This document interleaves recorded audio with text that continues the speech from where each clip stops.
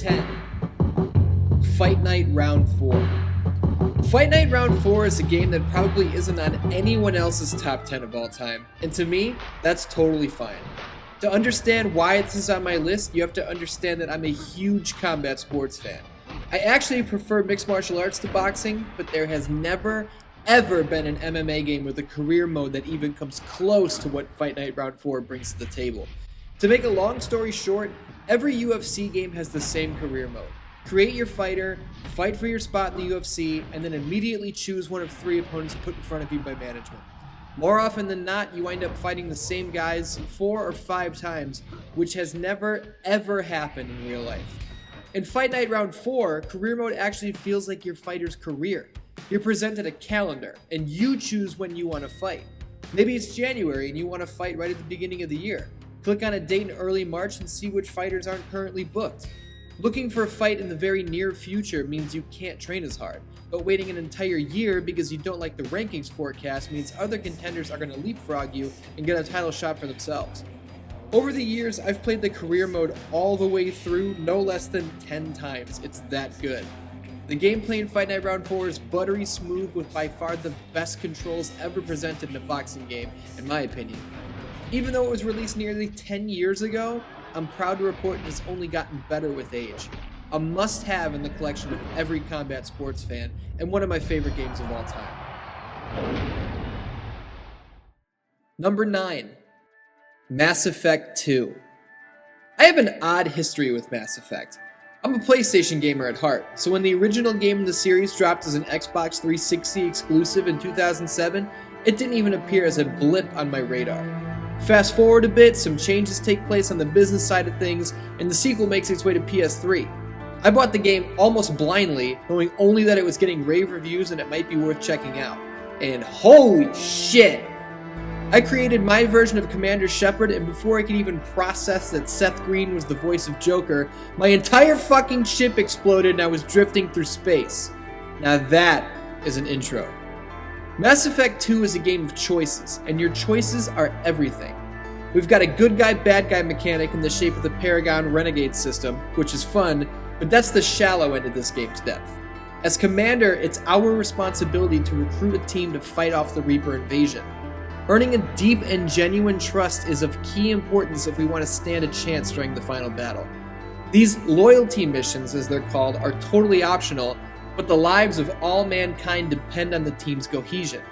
And yes, if you fuck around, your team will die. And if your teammates die, they are not coming back. Walking into the final battle unprepared is almost a guaranteed failure. A failure that would see the entirety of the squad brutally murdered right before our eyes. My favorite character in the whole game is Thane Krios, a gifted Drell assassin. His kills are treated as works of art, and despite being a professional murderer by trade, engaging with Thane between missions reveals his deeply spiritual side. I came a long way to talk to you. One moment. Prayers for the wicked must not be forsaken. He prays for success on his jobs and for forgiveness for having taken a life. Each and every character in Mass Effect 2 oozes with backstory, and I'm proud to say that I own the Platinum Trophy. P.S. The last boss is not as bad as people say it is. Number 8. Kingdoms of Amalur: Reckoning. I work at a used electronics store. We do video games, records, movies, action figures, all the cool shit. Anytime I've got a customer looking for a great action RPG, I always ask, have you played Kingdoms of Amalur: Reckoning? I would say a healthy 70% of the time they reply, no, what is that? Amalur is a game that had the unfortunate fate of releasing just a few short months after The Elder Scrolls V: Skyrim.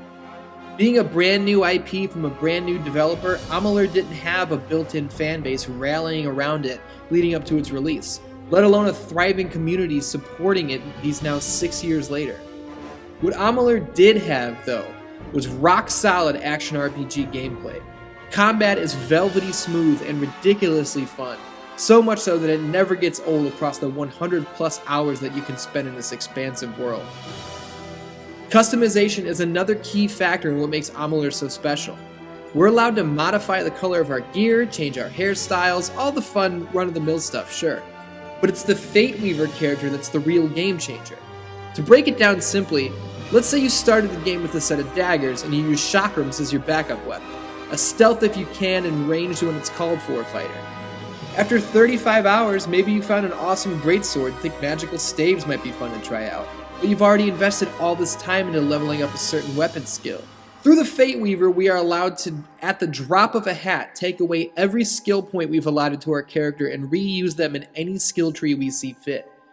Mix this level of gameplay freedom with the deep library of lore, the excellent array of enemies, all with unique designs, the easy-to-follow main story, and the incredibly gorgeous landscapes, and you've got my number 8 favorite video game of all time. I cannot stress to you Dan-Dans enough, if you haven't played this game, you simply must! I have toyed with the idea of making an in-depth video about the rise and fall of Kingdoms of Amalur Reckoning, and would love to hear your thoughts on whether or not you'd be interested in seeing me tackle its heartbreaking story. Until then, play this goddamn game! Slight update on making that Kingdoms of Amalur Reckoning video. I've actually pitched to Colin Moriarty from Colin's Last Stand that he make it, because he's friends with a couple people who worked on the game, and he would do a much better job than me. So that would be awesome if he makes it. Let's keep an eye on that. Number 7. WMMA 3.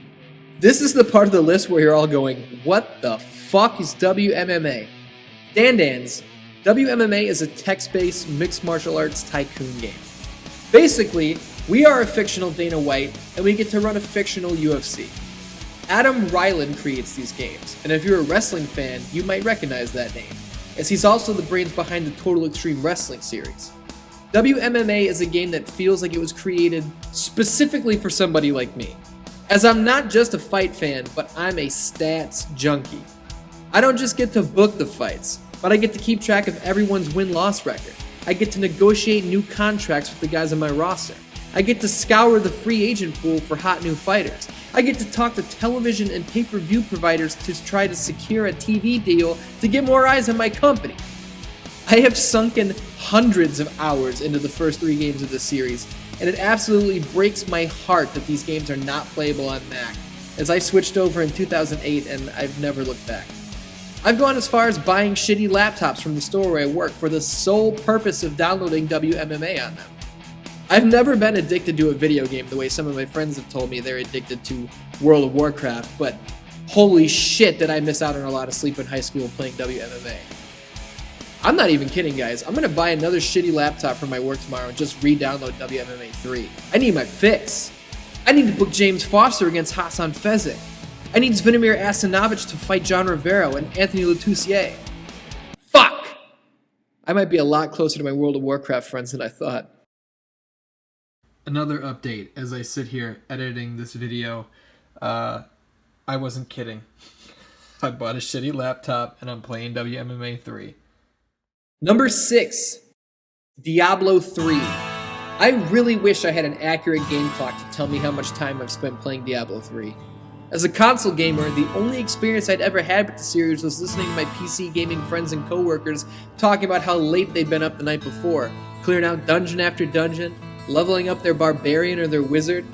They'd talk about legendary items and chasing down treasure goblins that had an infinitesimal chance of opening a portal to a vault full of more gold than you could ever imagine. I'd hear these stories and think, God damn, this sounds like fun. But I'm a console gamer, and my personal computer, a MacBook Pro. PC gaming isn't much of an option for me, even if I wanted it to be. So I'd listen to these stories and always wonder what it was like to experience. Long story short, Diablo 3 was ported to home consoles in 2012 and I went balls deep as soon as I could. All the stories of gold and riches and dungeons and secrets, all of them were true. I started as a barbarian and slaughtered every single monster I could with a shitty little axe until I leveled up. I learned new tricks, like the ability to stomp the ground and stun every enemy near me, paralyzing them and leaving them helpless to the hot hammer smashes of my newly acquired weapon. Take this basic formula, add a splash of something that makes sure it never gets old, 5 more character classes, ridiculous amounts of loot in every way, as in weapons, jewels, gear, post-game content that literally is endless, and you've got a game that never once in my probably 200 to 300 hours spent with it has ever felt like anything outside of fun. To add to my personal love of Diablo 3, I once had a $50 bet with the artist formerly known as Mike Charles. He bet me that I wouldn't be able to get the Platinum Trophy before the clock struck midnight on January 1st. The artist, the stand-up guy that he is, paid the $50 the first time I brought it up. I'd be mad at myself for the rest of time if I didn't take a quick second to show some love to some of my other favorite games that just didn't quite make the cut. So now that we're halfway through the top 10, let's shine a light on 5 games that are right on the edge. The Elder Scrolls V, Skyrim. I considered Skyrim to be one of my top 5 up until very recently, and it's the game that taught me that, yeah, it turns out I am very into dragons and magic and swords and shit. I am very proud to own the Platinum Trophy. Tony Hawk's Pro Skater. This game is so good, and it's so much fucking fun that I popped it in and played through the entire career mode again just last year. The perfect balance of being able to pick up and play and being able to practice and master makes it an all-time great. Plus, that soundtrack, son. P.S. I also love the Skate series, so tack those on here too. Pac-Man. It's hard as fuck, it's entirely skill-based, and there's no better feeling than breaking the high score.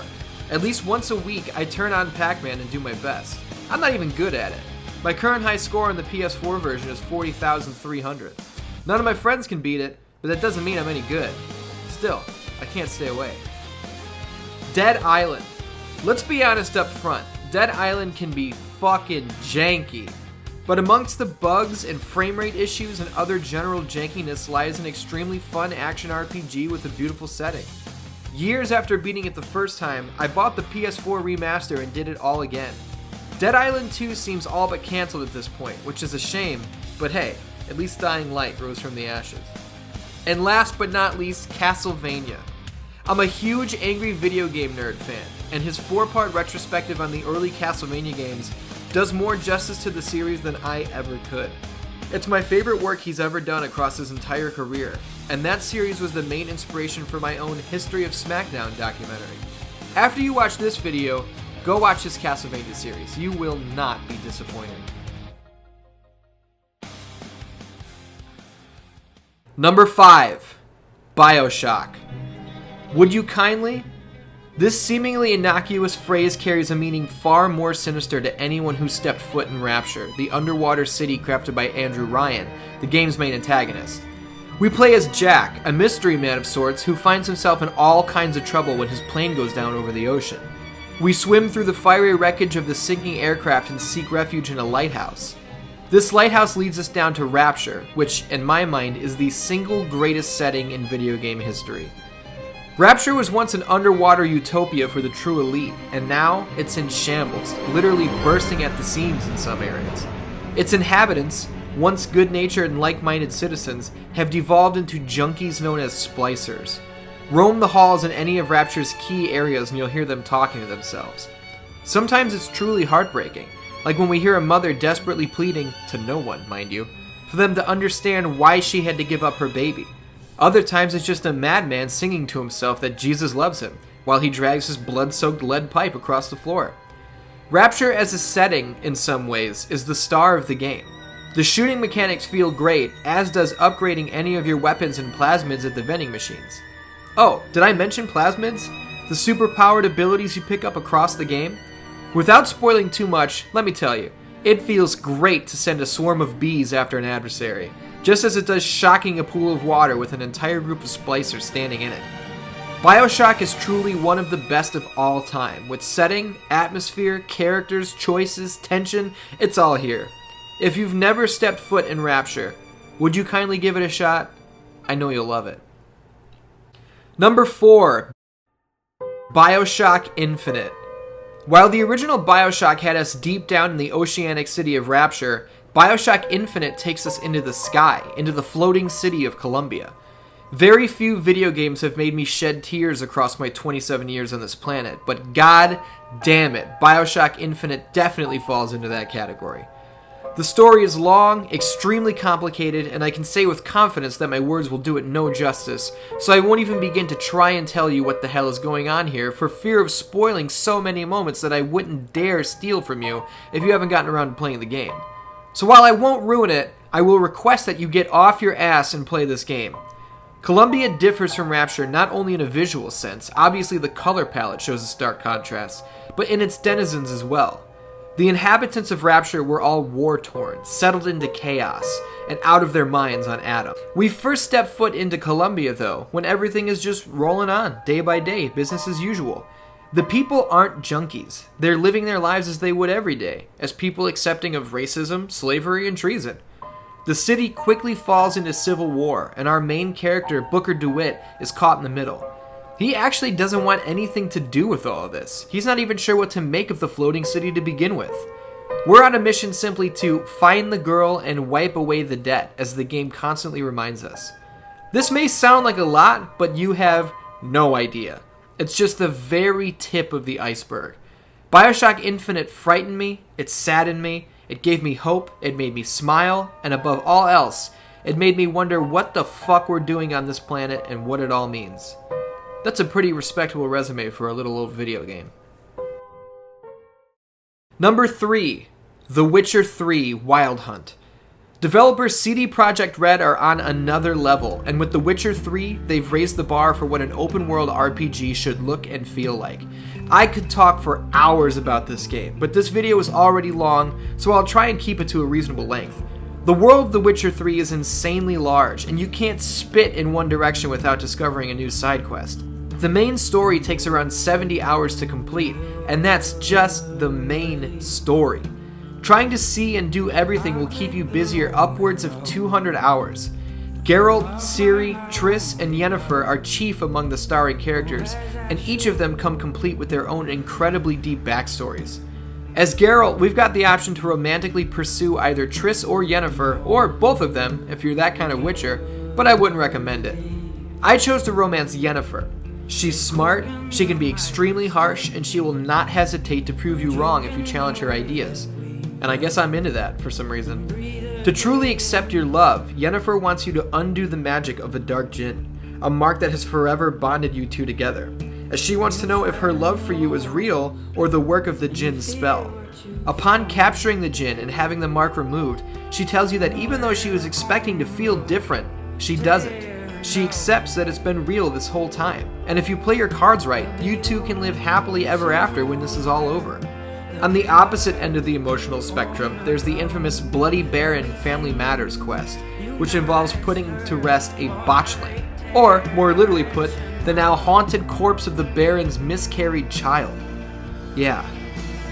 The overall story of Geralt and Ciri is so deep and so captivating that I can't in good conscience even try to explain it quickly. Instead, I'd like to recommend that you all abandon whatever game you're currently playing and grab a copy of The Witcher 3. And while you're at it, make sure you grab the complete edition with the insane amount of DLC packed in. Hearts of Stone is an expansion longer and more rewarding than most complete games these days, and it is by far one of the best stories I've ever experienced in a video game. Number 2, Uncharted: Drake's Fortune. In November of 2007, just 2 months after I'd purchased the PlayStation 3, I was perusing the PSN store in search of new demos to try out, having already played the shit out of my copies of Resistance, Fall of Man, and Motorstorm. Uncharted: Drake's Fortune caught my eye. I had no idea what it was, what to expect, I didn't know shit. Little did I know, I had just stumbled upon my number 2 favorite video game of all time. Uncharted has us taking control of Nathan Drake, a treasure hunter in search of the lost treasure of El Dorado. At our side is our trusty partner, the cigar-smoking and wisecracking Victor Sullivan, and documenting the trip is journalist Elena Fisher. Obviously, nothing goes according to plan, as our best friend seemingly gets murdered right in front of us near the beginning of the game. I'm not going to go balls deep into the Indiana Jones-ish plot. Instead, I want to talk about the core of what makes Uncharted such a good game. The characters are just so likable and genuine that you cannot help but get attached to them. The writing, not just of the story, but of the dialogue, was the best I'd ever heard in a video game up to this point. Nate and Sully don't repeat canned lines over and over again when they walk through the jungle. They talk shit like two regular guys would. Elena's rise from hardworking journalist to fellow badass, death-defying treasure hunter is an arc you'll be fully in support of as the story unfolds. The gameplay is rock solid. Climbing on mountains, swinging on vines, and rolling into cover has never felt better. And just when you've hit your groove and have the cover-based shooting all figured out, the game unveils a plot secret that completely switches its playstyle and starts you back at square one. The environments are incredibly diverse, from centuries-old castles, to thick green jungles, to dark and dingy caves, to underground bunkers, and so on. No one level ever feels tiresome or out of place. There are hidden treasures on every stage, and finding them is a side game in and of itself. I've beaten Uncharted Drake's Fortune start to finish 8 times, and I own the Platinum Trophy twice, on PlayStation 3 and PlayStation 4. I know the entire game like the back of my hand, and having literally accomplished everything there is to do twice, I still know that somewhere down the line, I'll play it again. Number 1. Resident Evil.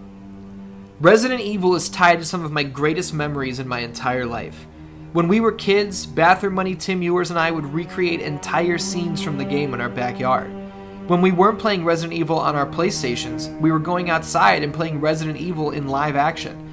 You'd hear my brother shout, "I'm Barry," and Tim would say, "Okay, I'm Leon," and I was always Wesker. We were 7, 8, maybe 9 years old, out in the streets using our imaginations, shooting zombies only we could see, and finding keys to doors that only existed in our minds. The original Resident Evil had this effect on us as kids. Sure, it also scared the ever-living fuck out of us, and confused us to the point that Tim's mom had to buy into Strategy Guide to make any more progress. This was pre-internet, kids. But it instilled in us a sense of wonder. We'd come across a door that was locked. What's behind that door? We'd go searching around, tiptoeing room to room in the insanely large mansion, gun in hand, ready to blast any zombies that came near us, until we found the key. Once inside that door, we'd find some ammo or maybe a new gun, and we'd continue our search. And what would we find? Oh, maybe a tiger with holes in its eyes, perfectly shaped to fit the 2 colored jewels? Or a clock with an empty space in the middle, a perfect space for the crest we'd found just a few rooms over. Maybe just an ordinary piano. A piano that, if you play Moonlight Sonata on it, will click and open a secret wall in the library behind you. Does anyone remember the art exhibit room with all the paintings on the walls? There were paintings of an old man and a baby and a young boy, all this shit. As kids, we just pressed the buttons on the paintings, and oh fuck, we got pecked to death by a murder of crows! See, as an adult, it's not hard to figure out the puzzle. That we're supposed to press the buttons in the order of evolution, in the order of the baby would age to an old man. But as a kid, we didn't know that shit. It was trial and error. Everybody remembers the terrible voice acting in Resident Evil. But does anyone remember that one fucking cutscene where we see through the eyes of the zombie? Where he stumbles towards a door, opens it, and comes after us? That fucker is way stronger than any of the other zombies in the game. It's ridiculous. I remember being extremely creeped out when I first got to the laboratory and all the zombies were naked. It wasn't just creepy that they didn't have any clothes on, but that they looked more fresh, like they either hadn't been dead as long, or that the lab was so closed off that they had been preserved better. And the sounds of their bare feet on the cement floors, holy shit, no thank you. Near the end of the game, down in the lab, there's a room full of water.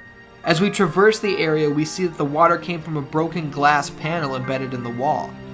Why was there a giant glass panel there? Was it a fish tank or something? Why would they... Oh my god, there are mutant fucking sharks in the water! The monster closet in Resident Evil runs deep. Sharks, spiders, zombies, hunters, dogs, crows, plants, bees, the tyrant, the chimera. It's incredible. One of my favorite parts of the entire game is totally optional. In the laboratory, if you look hard enough, you can find slides for a projector, and each slide has medical information on each of the monsters in the game, as they are, after all, less monsters and more experiments gone wrong. Resident Evil isn't just my favorite video game of all time. It's tied to some of my most cherished memories of all time. No other single video game in my life can bring me back to those days of the backyards in 1997 with my closest childhood friends and my brother. And no other game has ever made me more wary of becoming a Jill sandwich. So that's my top 10 favorite video games, guys. I hope you enjoyed this video. I know it was a little long, and as I'm recording this outro right now, I can tell you I started this video like 6 months ago, and I put it down, and I've done all other kinds of projects, but I wanted to pick it back up, I wanted to finish it, and I hope you guys had fun. If you like these long-form, like written essay videos that I've been doing lately, let me know, and I'll continue doing them. I'm probably going to continue doing them anyway, but still, I appreciate your feedback. I love you.